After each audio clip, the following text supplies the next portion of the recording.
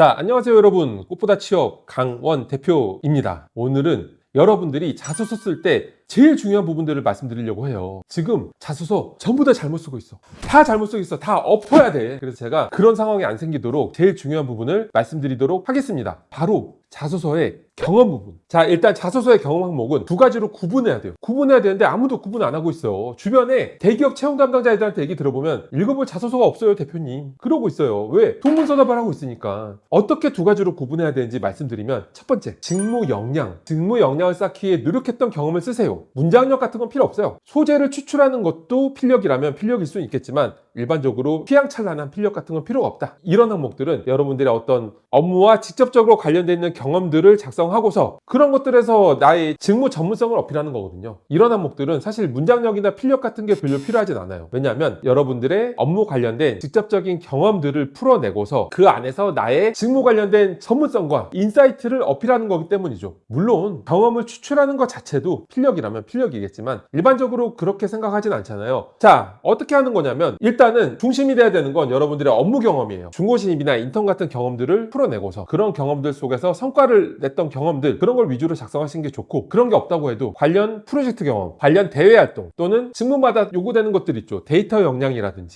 합상력이라든지 그런 것들을 구체적으로 풀어내고서 나는 전문성을 향상시켰다 라고 작성하면 됩니다. 잘 만든 경력 기술서가 있다면 여러분들의 업무 경험을 타이트하게 풀어내기 좋겠죠. 어쨌든 이 항목은 잘 쓰고 못 쓰고 문제가 아니라 내가 어떤 경험이 있느냐의 문제긴 해요. 자, 그러면 진짜 중요한 필력이 필요한 항목들은 뭘까요? 제가 마스터 자소서라는 걸 만들고 있는데 그 자소서 안에서 필요한 5가지 경험 항목이 있어요. 성장 과정, 장단점, 협업 경험, 개선했던 경험, 그리고 힘들었던 경험, 이 5가지가 있는데 이런 항목들은 여러분들의 필력이 필요해요. 사실 이런 항목들을 왜 써야 되는지 불만을 가진 친구들이 많아요. 특히 좀 고스펙에 이제 분석적인 친구들일수록 아니 내 이력서에 내 스펙 다 나와 있고 내가 어떤 프로젝트 했는지 어떤 성과 냈는지 다 나와 있는데 경력 기술서 같은데 왜 굳이 이런 어린애 장난 같은 거 써야 돼요? 라는 친구들이 있는데 저는 그 친구들한테 명확하게 얘기를 해주고 있어요.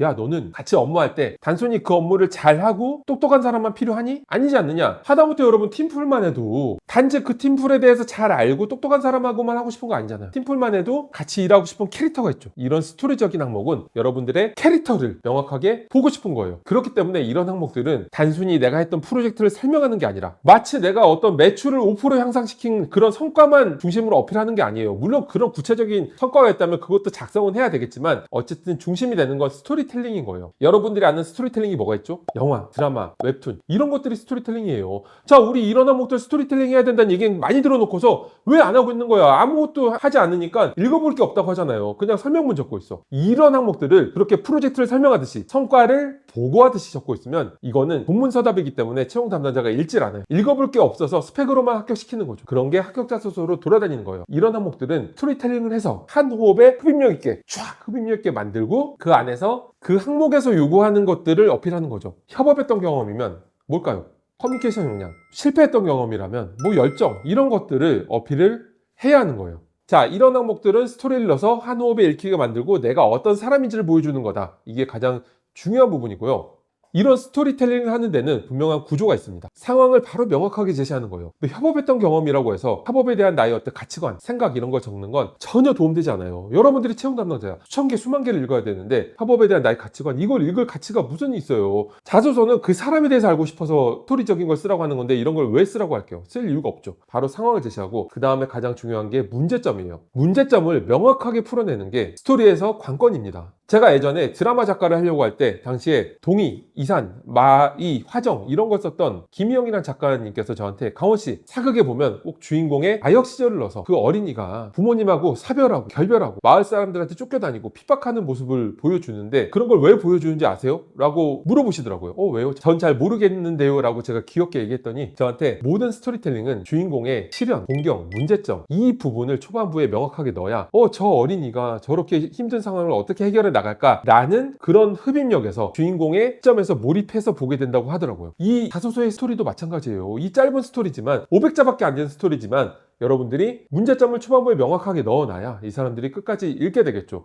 그래서 문제점을 명확하게 적는 게 스토리텔링의 가장 포인트예요. 그리고 생각해보세요. 여러분들이 문제점도 없이 뒤에를 막 적어놔 봐야 그냥 섀도우 복싱이죠. 아니 그래서 어쩌라고? 왜 이런 짓을 왜 했는데가 되기 때문에 문제점을 정확하게 적는 게 여러분들의 역할에 대해서 임팩트를 주게 돼 있어요. 자, 그리고 나머지 절반 이상의 분량을 내가 이 문제를 해결하기 위해서 무엇을 했는가, 이거를 타이트하게 풀어내는 거죠. 이 부분을 하나하나 한 줄 한 줄 자세히 읽는 채용 담당자는 아무도 없어요. 그런데 하나하나 제대로 타이트하게 뽑아놔야 덩어리로 보면서 아, 이 친구들이 굉장히 뭔가를 열심히 했구나, 뜨거워, 열정이 넘쳐, 이런 느낌이 들게끔 하겠죠. 진짜 잘 쓴 사례를 보고 싶으면 상담에 오세요. 상담에 오시면 제가 보여드리면서 우와, 진짜 처음부터 끝까지 주인공의 의지와 깨달음과 어떤 열정이 느껴지는구나 라고 하는 어마어마한 자소서를 보여드릴 테니까 상담에 오시면 좋을 것 같고, 그리고 여러분들이 혹시라도 아직까지 이해가 안 간 친구들이 있을 거야. 그래서 제가 명확히 이해시켜드리기 위해서 마지막으로 사례 하나 들게요. 제가 예전에 드라마 작가를 하려고 할 때 당시에 KBS 드라마국 국장이었던 정성효라는 국장님이 저한테 KBS에 사랑과 전쟁이라는 프로가 있는데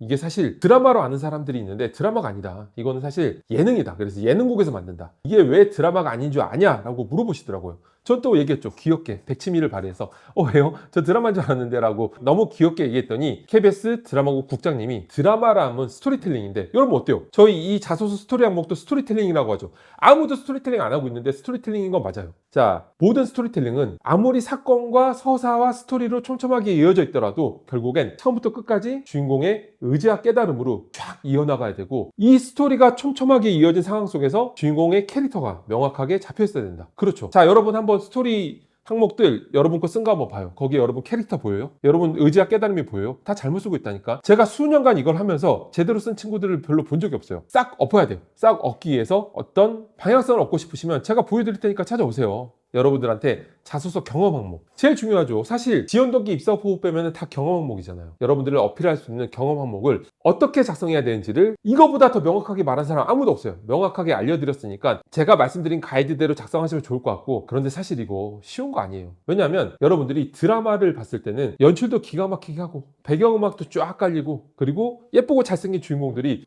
이렇게 그윽하게 쳐다보니까, 그러니까 이게 캐릭터가 보이는 거지, 그 장면 대본으로 글로 보면 캐릭터 하나도 안 보여요. 이거는 재능의 영역인 것 같아요. 자, 이런 가이드를 들어도 쓸 수 있고 없고는 조금 다른 문제긴 하지만 그래도 가이드를 알아야 여러분들이 올라가야 될 산이 어떤 봉우리인지를 알 수 있겠죠. 오늘 제가 말씀드린 부분들을 명확하게 이해를 하시고 자소서를 정말 멋있게 써서 여러분들이 원하는 기업에 투척하시면 좋을 것 같습니다. 여러분들의 취업을 응원하겠습니다.